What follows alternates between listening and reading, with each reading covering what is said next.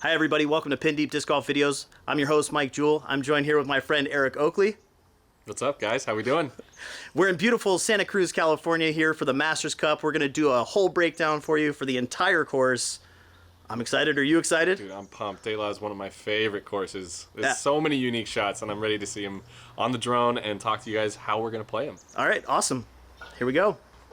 All right, on to hole number one. We've got 345 feet. It's a par 3.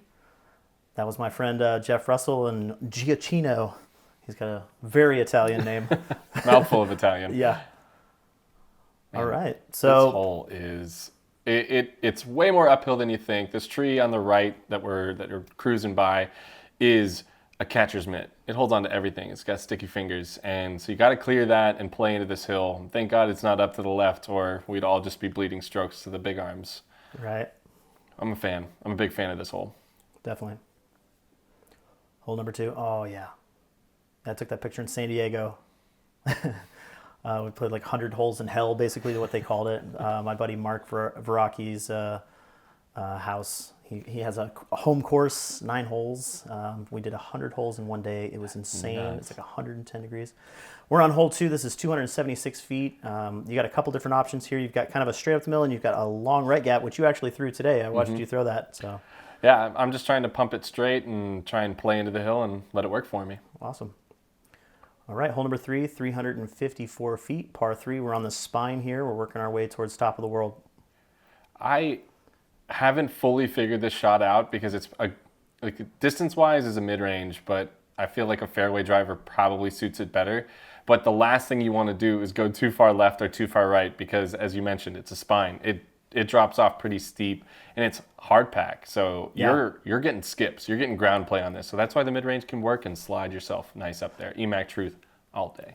Yeah, if you see that post that we just flew past on the right-hand side, it goes steep off the mountain over there. So definitely don't go over there. That's my buddies Kellen and Chad. Here we go, the money shot, top of the world, hole 4, 516 feet, downhill. It's a par 3. What are you throwing here? I'm going Lucid X Felon, going with the sidearm route, kind of ripping a similar shot to what we used to throw, but I'm throwing more at that telephone pole on the left. It's kind of a good visual aiming point, and playing the right-handed sidearm allows me to fade away from the OB, and generally if I throw it poorly, I have a circle 2 putt, so I'm always kind of keeping birdie in play with that. But I have seen Thomas Gilbert throw a big high spike hyzer that he's kind of got dialed in, and he pinned it today in our practice. So yeah, he did. It's I don't know, it's just one of those holes that's fun to play. Who doesn't want to throw top of the world? Yeah. Look at this group of thugs. No one's happy for some reason. All right, here's hole 5. This is actually original hole 1. This, when you come play the course, this will be hole 1. But in the tournament, this is hole 5. We've got 315 feet, par 3 uphill. You're going to want to stay left of that mandatory that we're flying past on the right here. And it's multi-tiered. Not a whole lot of people are going to park this, right? No, and especially that log that's lying right in front it's a kind of a bigger guardian than it used to be. You used to be able to kind of scoot under it, and now you can't. Hey, what's up, Dynamic Discs? Yeah, that was 2013 Am Worlds. That's awesome. Yeah, had a great time out there. All right, we got hole 6. It's a massive dog leg. You're going to go straight up a hill and then cut left here. 270 feet. Don't let that distance fool you. It is. You're ripping it up. It is a rip. It's a full powered shot. I showed you the right gap there. Sometimes you'll see people go squeak past that tree on the right. Sometimes people will squeak just in front of it. This is where I tend to end up. It leaves me this death putt. Super scary. And it's so steep behind it. So, what's that, Eric McCabe? Yeah. Let's Eric go, other Eric. Yeah, he was giving me a ride to my next hole. That was pretty cool. All right. Hole 3, honestly, this is one of the more traditional holes on the course because you have this straight shot that you can throw with a nice straight mid-range, but you'll see a lot of players throw the high sidearm. But you are bringing in the 2-meter rule into play. I had one stick right above the basket today. It might have gone pretty far right, so I'm happy it did stick there, easy 3. But once you navigate these jailed trees, you're going to be looking at a birdie. Yeah. I believe this is Prado. I don't know. That's just a cool shot I took years back. All right, we've got hole 8, 390 feet. We got a par 3, and What do you like to throw on this one? I'm actually opting for the forehand roller, trying to follow Barsby's footsteps a little bit. He has, man. I've heard about the ace on this hole with the roller. This is one of those holes where this is DeLaveaga, where a par feels awesome. It feels incredible to score on this because there's just so much to navigate. Low ceiling the whole way, the green's tight, and it slopes off down to the right. And most of the shots you're having to throw into the green are coming from left to right. Right. Plus, you got the hard pan, so it's all really hard packed ground and very skippy. Very fast. Talk about a fast. This is one of the fastest fairways on the course because, and on this hole, on hole 9, it just 393, but it plays downhill, and you kind of need to throw a 330-foot shot that slides 60 feet. Right. And you can do that. It's real. So I like the mid-range play on this one. What about you? I see a lot of people throwing a mid-range. In the years of my youth, I used to be able to make it with a mid-range.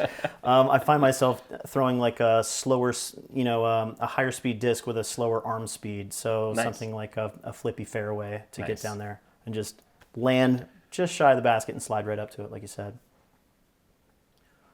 Moving on to hole number 10, 348 feet. This one is also going to play downhill. I do like to throw mid-range on this one. During practice all week, I was throwing a Legacy Ghost, and I was getting right there inside the circle every single time. So keep it straight on this one. It does shape kind of slightly right to left, but if you just throw it straight, you get a lot of ground play, and you can kind of scoot down towards 8As or hole 11's tee pad, but that's putting range, and just make sure your putt gets hot. Plus, it's a super jungle down on the right-hand side, so you want to stay away from that. Absolutely. This was Vegas years ago. A buddy of mine played in the tournament. He shot a plus 69, and I was on the lead card. So he snuck a little dry erase marker on there, wrote his name on it. So I love it. Yeah, that was some locals there. Giving some love. Yeah, throwing a peace sign up. We got hole 11. This one's pretty scary. If you go off to the right, we're talking about I actually lost a disc today on that hole. So, no way. Yeah. Dang it. A hole 11, I mean, it's 215 feet, but it is so tough. Right. It's technical. You got to land it close and make your putt. Right. Totally. Hole number 12. This one's new for me. We do have a mandatory right of this tree that we're passing now. This one's new for me because in years past it was dead straight, but now they've cut out, I don't know how long ago they did this, but they cut out this area in the back. It's really awesome. I think this is one of the best changes on the course because when it was in that straight position, you were leaking towards the left tee pad, which is hole 13. And this is kind of a unique shot. It's a pushing sidearm or a pushing turnover. And I don't know, it's a really rewarding birdie if you do get it. Hole number 13, like you said, this is the opposing fairway, running in the opposite direction. 347 feet. It's almost the same shot, just not as an extreme right turn at the very end. I throw two very similar shots to those, to the last one. Yeah, we've been throwing a lot of the high kind of left to right finishing shot that goes over that other fairway, kind of checks in before this tree and funnels it right down to this basket. But when somebody throws the right gap and kind of pimps it, if you will. It's such an awesome shot to see. Look at this crew. What's up, Champ and Stevie Rico? I know. Dave Felberg in there with the beard. Oh, man. Yeah, just hanging out with a bunch of legends. And then there's me, just, I mean, you're a legend in your own right. You've seen these guys as world champions. You've seen me at your local grocery store shopping, probably, or something like that. This is hole number 14, 411 feet. Big change. This is a par 4. I'm throwing down the middle. I'm trying to land somewhere in this general area and leave myself a pitch up to this spine. I'm throwing the flex forehand. And I've gotten inside of 50 feet, and I think I can get closer. But I think they're doing this as a memorial for somebody who recently passed away. So they switched that pin up for that reason, even though the straight is pretty sweet. But it's for a good cause. Yeah, that's awesome. That was my buddy Jeff Spohr running a tournament at La Mirada back in the day. Nice. This is the fridge. I have no idea how to throw this hole. I have no options other than I see the disc that's hanging in the tree and I just throw a disc. And I hope that I don't get 2 meter. Just throw the disc. When the guy gives me a green flag, I celebrate. And I have an idea of kind of what I want it to look like. But I've seen players take the big high turnover or big high hyzer if you're left-handed, or sidearm hyzer. I've seen the big right-hand hyzer. Like, this gives you so many options. You're just praying that your disc ends up on the ground on this hole. I mean, as you could see, look at Paulie accepting the award for that very same tournament. Nice. We got AJ Rizzle Dizzle in the background. We got some more locals here waving to the camera. But yeah, no, I feel you on the fridge hole. It was hard to film. So, Yeah. I mean, it was a pretty a weird route to get down there, but it kind of really showed how tough the hole is, and it is DeLaveaga in a nutshell. Right here we're flying over Lake Maple. It's I-5. Yeah, this is I-5. They renamed that puddle Lake Maple for a guy that died. Oh, I didn't know that. That played at the course, and they kind of picked on him because every time he threw it, he would throw a roller, and he would get stuck in the puddle. So they renamed the lake after him, and as you can see when you walk past it, there's a little plaque that calls it Lake Maple. That's Super really cool. awesome. Yeah. So this basket's got moved back. Yeah. And I think it's more a true par 4 than it was in previous years. And it's really tough to navigate, but you kind of throw the same shots, and then you just got to kind of throw these techie, really controlled shots. Yeah, this was another one that was really kind of difficult to navigate through. I did it on my first try, but I was nervous. I was super nervous. This is a trip I made up to Lake Tahoe. What a place, man. Yeah, I love that. So cool. Yeah. This one I don't think is a par 4. I'm gonna be real. Like it's not a par 3, but it's a really easy par 4, and that's fine to have on the course. It's just kind of your must-get birdie, get your 3 and move on. But if you hit this gap, you don't really have much left. I've seen right-handed forehand turnovers. I watched, I'm playing a lot with Chris Clemens, and he's ripping left-handed forehands that are going way up there. And I just ripped the backhand just kind of up the gap and just said, I'm going to be good enough to approach from 150 to 200 feet and make my putts. Same. I did the same thing during practice. I just basically threw an outlaw up the middle, faded out, and then I threw a pretty easy up shot to get under the basket. So, Totally. Yeah. It's a good hole, though, nevertheless. It's great. It's definitely great. I think you're right. It is more of a 3.5. Yeah. So hole 18, this is one of those holes I haven't figured out yet either. If you find out, let me know. Yeah, 320 feet. What I'm doing is I'm actually throwing like almost a backhand roller angle with a really overstable fairway, so like a Firebird or an Enemy or something like that. You should throw loose. And then it fades out just to the right of this tree and then gives me a jump putt. But I haven't really figured out how to do it other than that. I'm throwing a big sidearm at the dead tree on the left, just going full send and just hoping not to get stuck. But I feel like any of the other shots that I threw had just as opportunity to get stuck. So Right. This is, again, you just play that hole and hope your putt's on and give yourself an opportunity. That's TJ and Scott Kesey of DGA. Nice. Former TJ was a former TD of the tournament. So cool. Yeah, pretty awesome. Dude, the tree that fell on this hole, as you can see as we're coming up to, makes this hole play 20 to 30 feet farther. It feels forever away, and every shot you have coming in that usually would like skip past this area and give you a putt is just getting denied by this log, and so you have to kind of air over the log, and I feel like I'm throwing like as hard as I possibly can and barely clearing the log at if clearing it at all. Right. Great hole though. I've always been one of my favorite holes on the course. Yeah, same. Hole number 20, affectionately known as the lady or the gravity hole. Mm-hmm. Yeah, the gravity hole. So basically the idea behind that is you could throw it as slow as you want and it's going to make it down there based on gravity, right? So gravity works. Yep. So 225 feet. I like to take that left gap with a overstable putter sidearm. But I've seen all kinds of angles on this one. Absolutely. Just check in nicely into the hill and cross your fingers that it doesn't roll. Right. Make your putts. Somebody threw from top of the world, got stuck in the roof.